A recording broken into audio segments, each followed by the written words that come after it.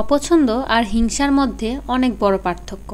যারা অপছন্দ করে তারা কখনো আপনার ধারের কাছেই ঘেঁষবে না, কিন্তু যারা হিংসা করে তারা পাশাপাশি দাঁড়িয়েও আপনার চরম ক্ষতি করবে। হ্যালো এভরিওয়ান, আসসালামু আলাইকুম। আশা করি সবাই ভালো আছেন। আলহামদুলিল্লাহ আমিও খুব ভালো আছি। এখানে আলু ভাজি করেছি, আর আলু ভাজিতে আমি প্রচুর পরিমাণে ধনিয়া পাতা দিই, কারণ আলু ভাজিতে ধনিয়া পাতা যদি ভরপুর থাকে টেস্টটা খুব ভালো আসে। আর ধনিয়া পাতার স্মেলটা আমার কাছে বেশ লাগে। ঈদের ছুটি তো অনেক লম্বা টাইমই কেটেছে, তারপর আবার বাচ্চার স্কুল খুলে গিয়েছে। এই আলু ভাজিটা আমি আগের দিন রাতে করে রেখেছিলাম, যাতে সকালে খুব দ্রুত নাস্তাটা তৈরি করা যায়। আর পরোটাও আমি একসাথে রাতে তৈরি করে রাখি। অনেকগুলো পরোটা আমি তৈরি করে রেখেছিলাম, আর এখানে অল্প তেলে আমি পরোটাগুলো ভাজার চেষ্টা করছিলাম। আমি যখনই পরোটা বা রুটি তৈরি করে রাখি তখন রাতে তৈরি করে রাখি, কারণ সকালে এত দ্রুত উঠে তারপরে এত কিছু করার ইচ্ছা থাকে না। ভাই আগের দিনের মানুষের মতো আমাদের এত এনার্জি নাই, আমরা খুবই লেজি পার্সন বলাই যায়। তো এখানে পরোটাটা খুব সুন্দর ফুলেছে। আমার না পরোটা বা রুটি এগুলো ফুললে না খুব ভালো লাগে, ভাজতেও খুব মজার লাগে। সকালের নাস্তায় পরোটা আর আলুর ভাজি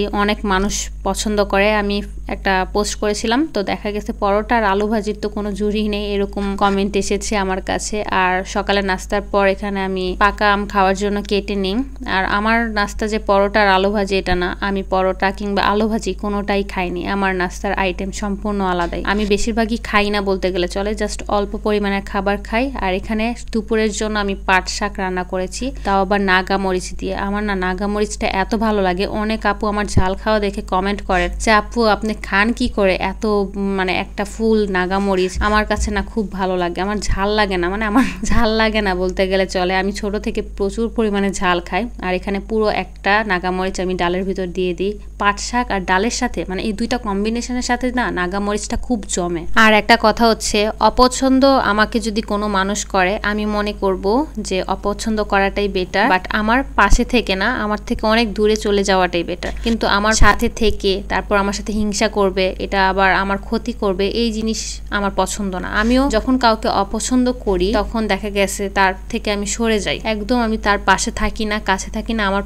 পছন্দ নয় জিনিসটা। কিন্তু ওই কাছাকাছি থেকে সাথে থেকে হিংসা করে তার ক্ষতি করাটা, আমি এরকমের মানুষদের থেকে সবসময় দূরে থাকতে চাই। দুপুরে ডাল তো রান্না করেছি, আর এখানে ভর্তা করেছি, আলু ভর্তা, তারপর ডিম ভর্তা, আর হচ্ছে টমেটো ভর্তা। তারপর দুপুরে তো খাওয়া দাওয়া শেষ করেছি, কারণ ভর্তা মানি তো মজাদার, ঝাল ঝাল করে আমি ভর্তা বানিয়েছি। আর আমি কি বলবো, ভর্তা তো আমি 1-2 দিন না খেলেই মনে হয় আমার বছরের পর বছর মনে হয় আমি খাইনি। আর এখানে আমি আর বিকালে নাস্তার জন্য স্পাইরাল পটেটো ফ্রাই করেছি। তো এই পটেটোগুলো খুব সুন্দর করে কাটে ইউটিউবে বা ফেসবুকে যখনই আমি ভিডিও দেখি, কিন্তু আমার হয়তো কাটা সুন্দর হয়নি, আমি এটা পারিনি। তো প্রসেসিংটা সুন্দরভাবে হয়নি, যতটুকু হয়েছে কিন্তু ভালোভাবে এটা মোচমোচে হয়েছে। নর্মাল পটেটো ফ্রাইয়ের থেকে আমার কাছে মনে হয় এইভাবে পটেটো ফ্রাই বেশি মজার লাগে। আর আলু তো আলুই, লম্বা করে কাটা হোক কিংবা এইভাবে কাটা হোক, টেস্ট তো সেমই আমার কাছে মনে হয়েছে, জাস্ট ভিন্ন ভিন্ন পদ্ধতিতে করা আর কি। সো আমি ভিডিও লাস্ট পর্যায়ে চলে আসছি। যারা এই পর্যন্ত ভিডিওটা দেখে নিয়েছেন তারা খুব সুন্দর করে একটা গঠনমূলক কমেন্ট করবেন, আর প্লিজ লাইক দিতে ভুলবেন না।